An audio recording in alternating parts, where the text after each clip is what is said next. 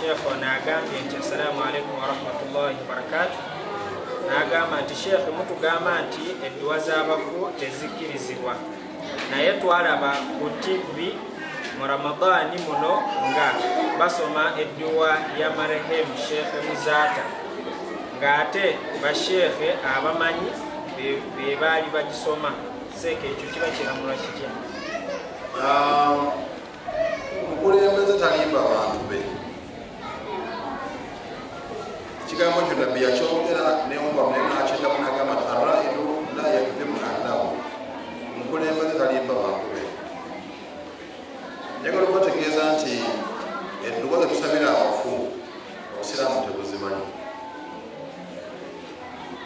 Omulembe gwa Nabbi sallallahu alaihi wasallam tezaaliwo, omulembe gwa Abubakar tezaaliwo, omulembe gwa Uthman tezaaliwo, omulembe gwa Ali tezaaliwo, omulembe gw'abantu bonna abaddirira abafu abalongoofu tezaaliwo. Singa yali ibaada nga y'amaanyi, sisuubira nga abantu abo bandibadde bagiragala bakikola. Bwe tuba nga tutunuulira obusiraamu kye bugamba, situtunuulira lutu akoze eki. Lutu muntu asobola okukola ensobi ng'abalala bwe bazikola, n'akola omulimu naye ng'obusiraamu tebugumanyi. Nabbi sallallahu alaihi wasallam yatugamba taraktu fiikum amrayn, mbalekedde ebintu bibiri, ma in tamassaktum bihima lan tadillu ba'di, obunaabanga mubyekkeko temujja kugula. Ebibiri ebyo kitaabu Allahi, yekitabu Qur'ani wa sunnati, ne ahadisi z'omubaka sallallahu alaihi wasallam n'ebirowaabye. Singa omanga osomye ebitabo ojja kusanga nti wano nabbi yayabya olumbe lwa gundi oba yasoma olwa gundi. Abantu bakoppa baganda n'abanyoli n'abagwere ababa n'ennyimba ezaabwe ez'ebika ne baagala bazisiramule nabo bazikole. Okusabira omufu tekigaana, wabula omusabira otya yensonga gye tubuuza. Okufa omusabira otya?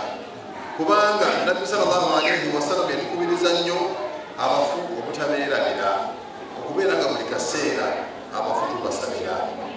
Era nabbi ye awaafanga omuntu teyasomesezanga bantu mu kidaala, bagendanga ku ntaana nga gyasomeseza.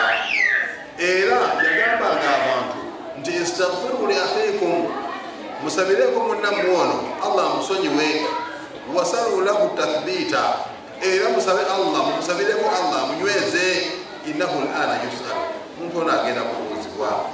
Nabbi sallallahu alaihi wasallam atugamba nti idha mata ibnu adam inqata'a amaluhu illa min thalatha, omuntu bw'afa emirimu gyonna gy'abadde akola gikutuka empeera yaagyo okuggyako emirimu esatu. Mu mirimu egyo esatu mulimu aw waladin salihin yad'u lahu, oba okufaananikawo omwana omulongoofu, omwana oyo n'asigala ng'amusabira, edduwa zibeera zimutuukako. Bw'obanga ogenze mu surati Hashiri bwe baseerabidde, mulimu aya egamba nti walladhina ja'u min ba'dihim yaquluna rabbana ighfir lana wa li ikhwanina alladhina sabaquna bil iman. Aya eyo nayo eraga nti abantu bano abajja oluvannyuma basabiranga bannaabo abasooka okufa ne babasabira, naye baasabanga batya? Obuzibu buli awo, twawukanira mu tusaba tutya. Abantu bagenda ne bagatta okusaba n'okuliisa, ne bakifuula ekintu kimu, nga buli awola edduwa y'omufu walina okubaawo n'okulya. Era omuntu bw'abanga tamaze kuteekateeka byakulya tasobola kusobera abantu dduwa. Era ng'omuntu bw'abanga tafunye muceere na nnyama tasobola kuteekawo dduwa. Omusajja omwe Namabaseewange yakola edduwa n'afumba akatogo akamuogo n'ebijanjaalo, buli omu yagenda atabuse. Abantu bagenda bataaluka ekkubo lyonna nga batabuse. Omusajja omenye nga teweesobola, lwaki oyita abantu? Teweesobola oyita abantu. N'olwekyo njagala nze mbategeeze nti mu busiraamu omugenzi tumusabira, naye obuzibu bwaffe kati buli mu nsaba yokka yeeriko ekizibu.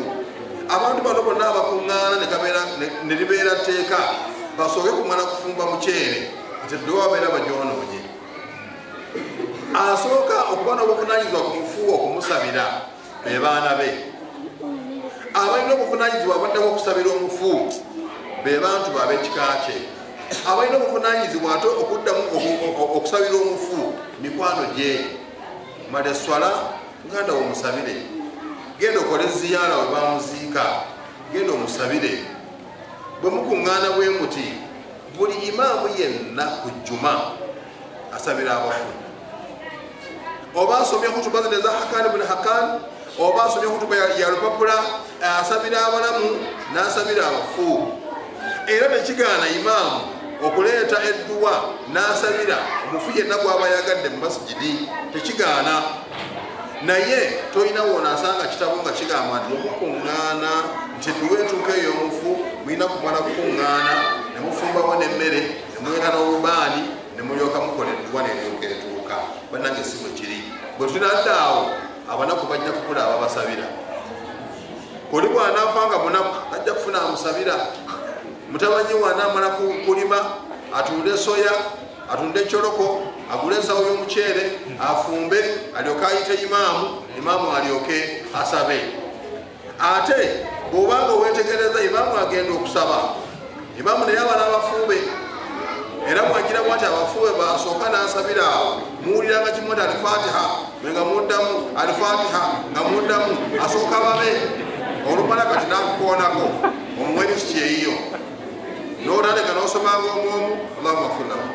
N'ozaakumala, Allahumma ighfir lahu. Kati omwazinyi bwe n'amugamba gatta obudde bugenze gatta. Ng'okyalira lisiti y'abafu, ng'omaze okusabira ababo gwe imaamu ne mugatta. Ab'amashariki al-ardi wa magharibiha bonabona ne mubagatta Al-Fatiha ku mmere gye mufumbye ewange.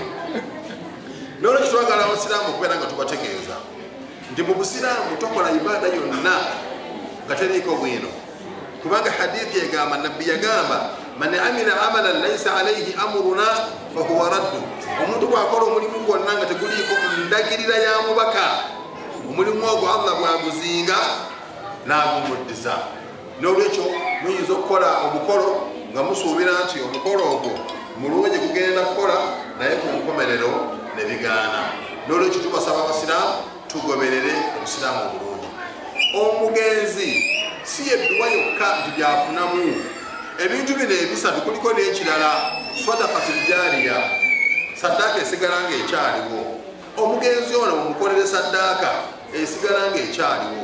Sente ze mukuŋŋaanyiza zino ez'emmere mugule kapeti muteeke mu muzikiti, buli yenna ajja okusaaliramu agenda kufuna embeera. Mugule amabaati gagende ku muzikiti. Njagala okubategeeza nti gino emizikiti gye mulaba Abawarabu gye batuzimbira bakola sadaqatul jaariya y'abafu baabwe. Kubanga ebuwarabu teriiyo kwabya nnyimbe, teziriiyo. Ffe gye twasomera gye tusomedde ne tubeerayo emyaka egisukka mu gumu, 2, 3, 4, 5, oli bweru mu Bawarabu osoma, naye okuuma abafu nti oba nagenda ku dduba eyagundi lye ku muceere, teriiyo dduba. Abantu abo sente ezaabwe ze bakuŋŋaanya bakolera abafu baabwe sadaqatul jaariya ngeri permanent. Najja e Uganda n'azimba omuzikiti nga guno. Yensonga lwaki emizikiti gyaffe bagikyusa n'amannya. Ebadde Masjidi Nuuru bagikyusa n'ebeera Masjidu Fatima, kubanga babeera bagizimbidde omugenzi Fatuma. Masjidu Hamdan kubanga bagizimbidde omugenzi Hamdan. Kati nganze bwenzimba eyange nga nti Masjidu Masafu nzimbidde muzeeyi wange. Kaakati obeera otaddewo muzeeyi omuteekeddewo asset gyagenda okufuna mu permanently ng'afunamu. Naye nkutegeeza nti emmere gye mufumba ku nnyimbe ne muleeta essubi yange etuddeko abantu 7 nga kuliko ennyama 4, abana abalidde ennyama bavaawo nga baga nti edduba yanimye. Abasatu abatalidde ennyama njaga nti abasaza batusumbira emmere emyatakulu muwula kyono. Kakati ebadde edduba n'ekyuka n'efuukamu ekintu ekirala. N'olwekyo abanga nti balaba ku TV edduwa, ni bw'otagenda ku TV n'obeera wano ewaffe era ogenda kulaba amaseeka abagenda ku dduwa bajagenda. Kubanga buli agenda ku dduwa aba n'ekigendererwa kye. Waliwo omukulembeze nga bw'ataagende abantu bagenda kumujemba. Era ffe limu twalina disikazi wewaffe ne tumubuuza ku Masjidi Nuuru nti oba ekikutwala ku nnyimbe z'abantu kiki? Disikazi n'atuddamu nti mmwe temukkirizibwa kugendayo, naye nze shariya enzikiriza okugendayo. Kati sekakolebwa omusanga ku dduwa ku nnyimbe teba kwegamba si daliiri si bwino akkirizisa edduwa nedda. abantu abo amaseka abamu twasoma nabo Sheikh Suleimani Gugwa oyo obi wange twasoma naye twawukana abeera mu dduwa nze sibeerayo obuzibu buliwa oli ali ku famire bali ku kitiibwa kya Buganda naye ate nze ngamba nedda nze ndi mukulembeze sirimba bantu bange abantu mbategeeza ekituufu kye nasomayo ebweru gye nagenda kati bwe basibabuulidde emyaka 5 giba gyamenya bwereere n'olwekyo mu busiraamu temuliimu kye balina kwabya lumbe tweseekinge bweseetiizi tukole ebintu by'obusiraamu bigenda kutunyumira okole ekintu nga kyeyoleka tuve ku byobuwangwa okwali ennyimbe kwali kwa Baganda naye kati abantu bagenda bakukoppa ne bakuyingiza mu busiraamu abayongera amaanyi mu nnyimbe ate be bava e Zanzibar ennaku 3 oba zibakuki wano buli abagandi kusiibula abaana bawala ku lumbe wabawo 3 awo bulyawo ku mmere olumala wabeerawo newikyawo bulyawo ku mmere awo olumala siku 40 muntu anakati kasingo awo nawo omuntu bwaba amutukako ensingo awo nawo babaawo edduwa omuntu ennaku zeyafiirako nawo zibaawo edduwa lwaki teweebuuza abasahaba abaasooka bedduwa ezaabwe ani yali azisoma lwaki imaani erinnya esaawa eno esoma edduwa nga ku mirembe giri egy'omubaka sallallahu alaihi wasallam nga tebyaliwo n'olwekyo tukole ebintu omugenzi byanaafunamu tuve mu kubeera nga tulaga sente okuzoonoona ate nga zandikoledde omugenzi ekintu ekyamaanyi wensobeza mu ansi eyo sijja kumwetondera kubanga kyenjogedde kyekituufu era bwe kirina okubeera naye toyinza kumatira saawa eno wabula mmanyi nti mu mpolampola ojja kgenda nga otegeera nti nyina okukola kino